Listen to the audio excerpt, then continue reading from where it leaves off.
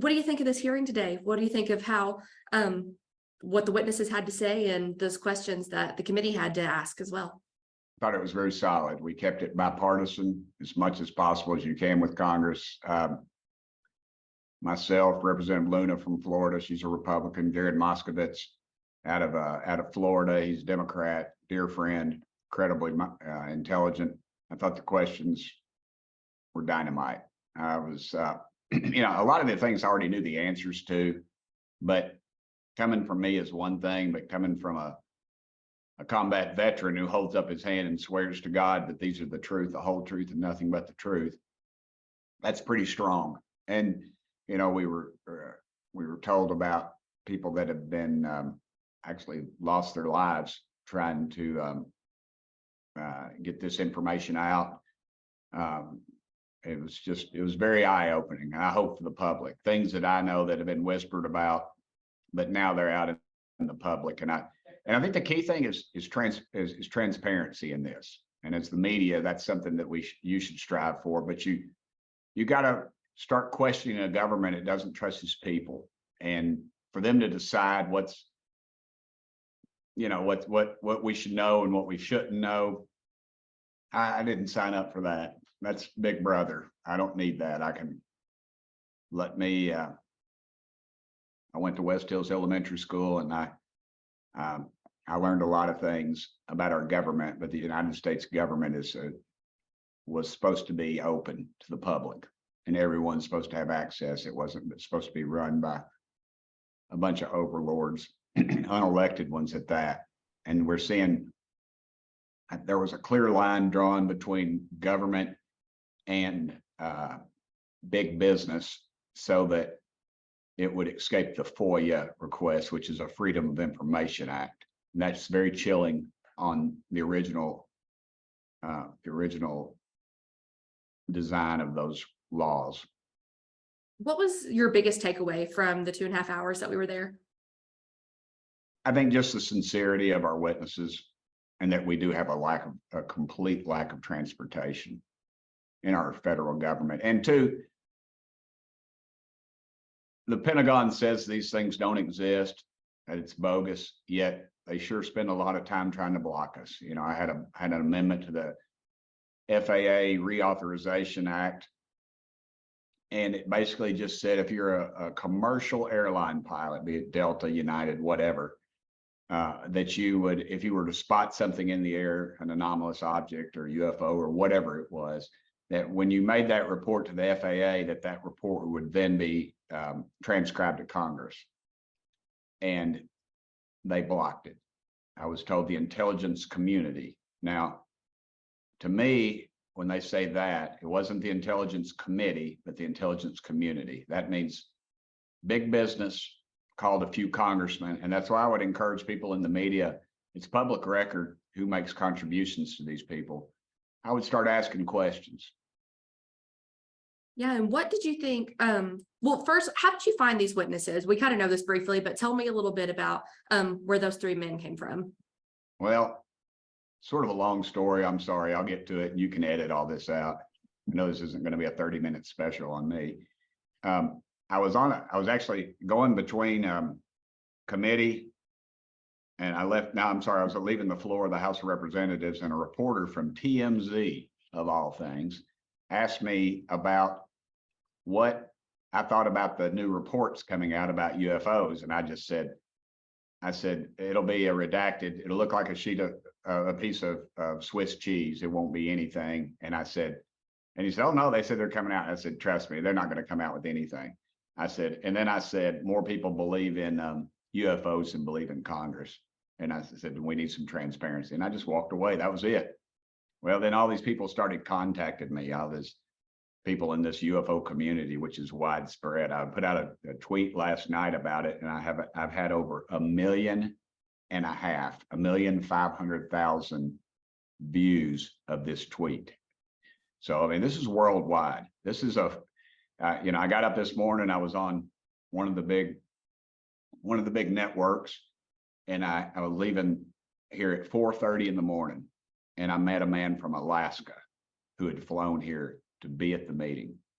I met a family from Denmark that came here for this thing. This is just bigger than you can imagine. And the people that are involved in this that have had sightings and things, they're humiliated, public humiliated.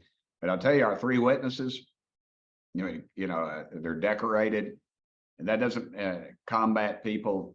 One of the commander of Marine Navy commander. I mean, good gosh, you're not going to get much tougher than that. And those credentials are impeccable, and they're college educated, and they're not just some knucklehead that just come out. They're not somebody like me that just signed up and is flying some $50 million aircraft. These are the top people in the world. And for them to come forward and to take an oath to say that they're telling the truth and then expose what's going on, to me was pretty cool. And they, Mr. Grush specifically, I know he's talked about, he believes that the government has UAPs in its possession, especially alluding to the one that was the size of a football field. What do you think about that? Do you believe what he had to say? As I stated, he's a decorated veteran. That doesn't mean a lot in Washington, D.C., but I'll tell you, back home there in Tennessee, it means a heck of a lot. And to think that, you've got these Tic Tac videos, not TikTok, but Tic Tac, like the candy. Often people laugh at me and say, "Oh, Burchett, it's, no, it's Tic Tac." I know the people who took the videos. I know the people that exposed it. And I know the person who wrote the big article in the New York Times and, 60 Minutes and all that. What was your question again? I'm sorry. I was going to make a point. I'm sorry. Just did you believe the witnesses' claims?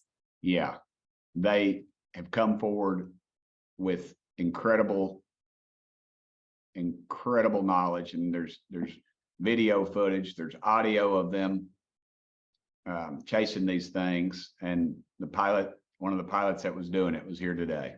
So, and he said and he made a great point, and I've said this, but I'm the 435th most powerful member of Congress, because there's only 435. And this guy's one of the top pilots in the world. I mean, he is known in the pilot world. And he said that this is nothing that we have. Nobody has this, because if Russia had it, they'd own us. China had it, they'd own us more than they do now. If we had it, it's either we've got it, we're reverse engineering, or it's something from somewhere else. And I guess one of my last things for you is what's next? I know I know the witnesses were talking about, they wanted to see a solid reporting system where they could report this. Yeah. Well, we're gonna work on transparency, but you got to realize we were denied access. Grush, the fellow's got some incredible credentials, but we were denied access to a SCIF, which is where you go to be briefed on top secret things. There's lead line walls, and you can't take your cell phone, your Fitbit, nothing electronic. And I've literally been in one before, and they come in and said, "Hey, somebody's got a cell phone on, we're picking up the signal out here." And it's like, "Oh, I'm sorry, I had two on me," whatever. So, we were denied access with him in there. So I'm going to be talking to Speaker McCarthy today about that. And and the way Congress works, I hate it, but we're going to write a letter, and then in a little bit, we'll get a response. And if we don't, I think we need to start looking at funding of some of these organizations that are denying us access to this. Then why are they doing it? Are they doing this for a private business? Well, let the private business fund it. The American taxpayers shouldn't, if they're not going to have access to it. Yeah. Why would this be something that the government wants to hide from us? It's power. Why do they hide the Kennedy assassination? Nobody's even alive during that. It's arrogance. It's corruption. Imagine this, though, if the Tic Tac, just look at there's multiple of these Tic Tac type sightings, but imagine if you had something like that had no heat trail, no heat signature. You had that energy capability. What would that do? I tell you, it would put the Pentagon out of business.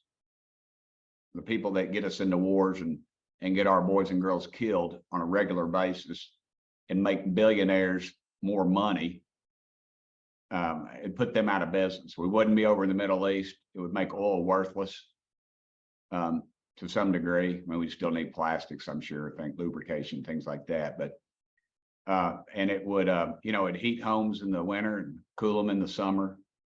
It'd make our living much more livable.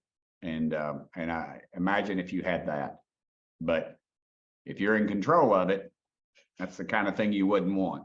So, I mean, that I know that sounds conspiracy theorist, but just imagine that those capabilities.